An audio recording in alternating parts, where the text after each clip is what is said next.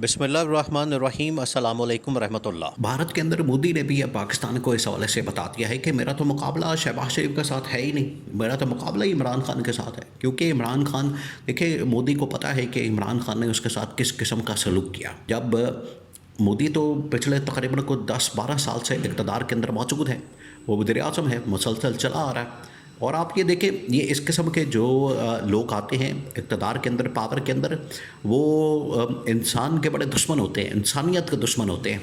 उनको इस बात की परवाह नहीं होती, फ़िक्र नहीं होती कि लोग मर रहे हैं, मारे जा रहे हैं। उनको अपने इक़्तिदार की, पावर की, सियासत की इतनी लालच होती है कि वो सिर्फ अपने इक़्तिदार के ऊपर नज़र रखते हैं। इनमें से एक नरेंद्र मोदी, और उसकी माजी के अंदर मिसाल आप हिटलर की भी ले सकते हैं। हिटलर भी ऐसा ही आदमी था। उनको इस बात की परवाह नहीं होती है कि लोग क्या सोचेंगे, क्या करेंगे। मार दो, मर जाओ या मार दो, ये डू और डाई, मर जाओ या मार दो, ये उनका माइंडसेट होता है, ये अप्रोच होती है। यही माइंडसेट है इस वक्त नरेंद्र मोदी का। और उसका जब पाला पड़ा था इमरान खान ने तो उसको नंगा कर दिया। इमरान खान ने तो उसको बता दिया कि तुम्हारी ये औकात है, तुम ये गुजरात के कसाई और तुम एक बुचर आदमी हो। ये तुम्हारी क्या औकात है कि तुम दुनिया के अंदर पाकिस्तान को बदनाम करो, पाकिस्तान के ऊपर हमला करो। तो आज नरेंद्र मोदी ये खुद बात तस्लीम कर रहा है, मान रहा है कि पाकिस्तान के अंदर जो इस वक्त हुकूमत मौजूद है उसका मेरा मुकाबला कोई बनता है? नहीं बनता। मैं तो अवाम के वोटों से मुंतखब होकर आया। अवाम की सपोर्ट है मेरे पास, अपोजिशन की सपोर्ट है मेरे पास, सियासी जमातों की। देखिए ये कितना बड़ा डिफरेंस है। आप इस बात को सामने रखें, मद्देनज़र रखें। आज के कॉन्टेक्स्ट के अंदर जो पाकिस्तान इंडिया के दरमियान इस वक्त जो सिचुएशन पैदा हो चुकी है, ये इतनी नॉर्मल नहीं है, ये बड़ी एक्स्ट्रा ऑर्डनरी सिचुएशन है, बड़ी एक्स्ट्रा ऑर्डनरी। आपने ये अब इस एक्स्ट्रा ऑर्डनरी सिचुएशन के मुताबिक फ़ैसले करने हैं। पिछले 2.5 साल में जो आपने पाकिस्तान का नुकसान कर दिया, पाकिस्तान को जिस तरीके से हर महाज के ऊपर आपने बिल्कुल ज़ीरो करके रख दिया, 0/0, 0/0 आपने कर दिया। डिप्लोमेटिक लेवल के ऊपर आपकी कोई फॉरेन पॉलिसी नहीं, 0/0, रिजल्ट ज़ीरो। कभी बिलावल को तैयार किया जा रहा है, उसको इंटर्नशिप दी जा रही है, क्योंकि बिलावल को तैयार करना है, उसको वज़ीर-ए-आज़म बनाना है, उसके लिए उसको फॉरेन मिनिस्टर बनाना है। वो क्योंकि भुट्टो ख़ानदान का बच्चा, वो जरदारी ख़ानदान का बेटा, इस वजह से उसको आगे लाना है, उसको फॉरेन मिनिस्टर बना के। तो आपने उसको तो इंटर्नशिप तैयार कर दी, वो तो बन गया, मुल्क का आपने पट्टा बिठा दिया, फॉरेन पॉलिसी आपने तबाह बर्बाद कर दी। कोई उसने डिप्लोमेटिकली कोई ऐसी कारनामा नहीं सर अंजाम दिया। एक तो आपने रजीम चेंज ऑपरेशन किया, इमरान खान को हटा दिया और इन नाअहलों को, नलायकों को ला के मुल्क के ऊपर मुसल्लत कर दिया। बिलावल भुट्टो ज़ीरो। उसके बाद ये इसहाक डार, ना इसको आगे का पता ना पीछे का पता। वो अकाउंटेंसी का आदमी है, वो अकाउंटेंट का आदमी है, अकाउंटेंट है, एक मुंशी है। आपने पकड़ के उसको वज़ीर ख़ारजा बना दिया ना। अब जंग हुई है, वो सोमालिया से बात कर रहे हैं। आप यहाँ से अंदाज़ा करें, आप उनकी प्रियोरिटी का अंदाज़ा करें, तरजीहात का अंदाज़ा करें। सोमालिया का क्या ताल्लुक़ है पाकिस्तान के साथ या इंडिया के साथ? वो युगांडा के साथ बात कर रहा है कि मैंने युगांडा के साथ बात करी, बड़े फ़ख्र से बता रहा है, वो बड़ा खुश हो रहा है कि मैंने युगांडा से बात कर ली है, मैंने उसके साथ नेपाल से बात कर ली है, मैंने साउथ अफ्रीका के पता नहीं किसी और रवांडा से बात कर ली है। यानी किसी काम के बंदे से बात ही नहीं कर रहे। क्यों? क्योंकि वो लिफ्ट ही नहीं कराते इनको, ये इनकी औकात ही नहीं, ना इनकी औकात है, ना इनकी कोई हैसियत रही है। तो आलमी सतह के ऊपर डिप्लोमेटिकली तो इन्होंने खुद पाकिस्तान का बेड़ा गर्क किया। इकोनॉमिक फ्रंट आ जाए, इकोनॉमिक फ्रंट के ऊपर इन्होंने मुल्क का बेड़ा गर्क कर दिया, तबाही और बर्बादी। IMF से तरले कर रहे हैं, मेहनतें कर रहे हैं। IMF इन दिनों में उसका इजलास होना, मीटिंग होनी, किसी को कुछ पता ही नहीं है कि करना क्या है, आना किधर, जाना किधर, किस तरीके से चलाना है। क्योंकि जंग खुल गई, मामला कुछ और खुल गया, मसले बदल गए, इनको अपनी पड़ी हुई है। आगे ये मई चढ़ गया है, मई के आखिर में जून में बजट आना है, और अगर IMF का कर्जा नहीं आता, कर्जों के ऊपर भी मुल्क चलते हैं।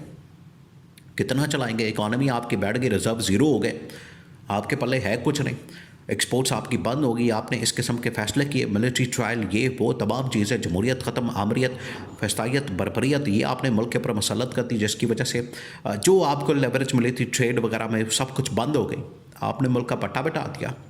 ये इन्होंने मुल्क के अंदर तबाही और बर्बादी फेरी, और ये मोदी को पूरी असेसमेंट, इसका नॉलेज है, इसका पता है। इस वजह से मोदी और तरह से बात कर रहा है। मोदी को पता है कि मेरा दुश्मन जो है बड़ा कमज़ोर है, वीक है। मेरा असल दुश्मन है वो असल में इमरान खान है, अडयाला जेल के अंदर मौजूद है। अब इमरान खान को पेरोल के ऊपर रिहाई के हवाले से, रिलीज़ करने के हवाले से बात तो हो रही है, लेकिन जितना जल्दी हो सके निकालें और इस शहबाज शरीफ नाअहल नालायक आदमी की, इनकॉम्पिटेंट आदमी की छुट्टी कराएं, इसको घर भेजें, वरना ये पाकिस्तान को और ज़्यादा तबाही और बर्बादी की तरफ ले जाएगा। अभी तक जवाब नहीं आया, आवाम इंतज़ार कर रही है, लोग इंतज़ार कर रहे हैं कि क्या हमने सिर्फ ये ठेका उठा लिया, हमने सिर्फ मिसाइल खाने, हमने तबाही और बर्बादी देखनी है, हमारे ऊपर हमले होंगे, हमने ये जो पेट काट के इतने टैक्स अदा करके ये जो सब कुछ हमने फ़ौज वगैरह, न्यूक्लियर वगैरह, एटमी असासे वगैरह सब कुछ बना के रखे हुए, ये किस मकसद के लिए? आज हमने ये दिन देखना था कि आज आप हमारे ऊपर चढ़ाई कर दें, आज इंडिया जो है हमारे ऊपर हमला करते हैं, आज इंडिया जो है हमारे ऊपर वो चढ़ दौड़े, इंडिया हमारी ईंट से ईंट बचा दे। तो लोग सवाल कर रहे हैं, क्यों? क्योंकि लीडरशिप यहाँ पर नहीं है। वो किससे सवाल करें? फ़ौज से सवाल करें। फ़ौज से कैसे सवाल कर सकते हैं? मसला तो लीडरशिप का कि लीडरशिप ने क्या किया। लीडरशिप नाकाम है, नाअहल है।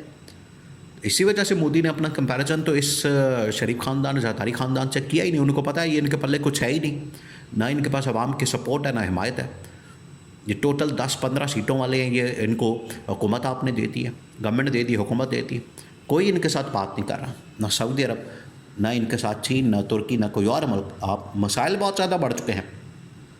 वक्ती तौर पर ठीक है, उनके सपोर्ट मिल जाती है, बात कर देते हैं, लेकिन इस वक्त इंडिया के साथ देखें, इस इंडिया के साथ इसराइल, अमेरिका, बरतानिया, यूरोपियन ताकतें, कनाडा, ऑस्ट्रेलिया, जापान, सब उसके साथ बैठे हैं।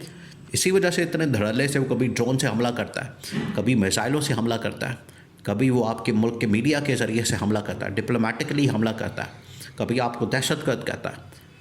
उसने तो आपको ज़ीरो कर दिया। अब ये जितना उसने नुकसान कर दिया पिछले हफ्ता 10 दिन के अंदर, ये अगली नस्लें आपकी याद रखेंगी वो उसने कि पाकिस्तान का कितना बड़ा गर्क कर दिया। आप इसको रिकवर करने में आपकी नस्लें निकल जानी हैं। इतना उसने इसका मुल्क का बेड़ा गर्क किया, इतना नुकसान पहुँचाया। ऐसा उसने मीडिया के ज़रिए से तबाही और बर्बादी मुल्क के अंदर फेर दी है। तो ये पाकिस्तान, इसी वजह से उसने कहा कि मेरा मुकाबला तो ये इनके साथ है नहीं, नाअहलों के साथ, नालायकों के साथ। उसको पता है ये नालायक लोग हैं। अब इमरान खान ही वो वाहिद लीडर है जो मुल्क को लीड कर सकता है, रियासत को रियासत की तरह ट्रीट कर सकता है, इसको पैरों पर खड़ा कर सकता है। अब ये इनके ऊपर डिपेंड करता है। अब हमला करें, जवाब दें, ताकि अवाम का एतमाद, रियासत का एतमाद बहाल हो, रियासत की जो खुद मुख्तारी उसकी जो रेट है वो बहाल हो। वरना उसने तो पिछले 2-4 दिन से 15-20 दिनों से तो मुकम्मल तौर पर उसने फारिग कर दिया। ये अब इनके ऊपर डिपेंड करता है। ये जवाब देना, फ़ौज की जानिब से इमरान खान को रिहा करना, छोड़ना, तकरीर करना, खिताब करना, ये इमरान खान ही इनको जवाब देगा। ये शरीफ ख़ानदान, ज़रदारी ख़ानदान के अंदर इतनी हिम्मत, सख्त, ताकत, जुर्रत मौजूद नहीं है।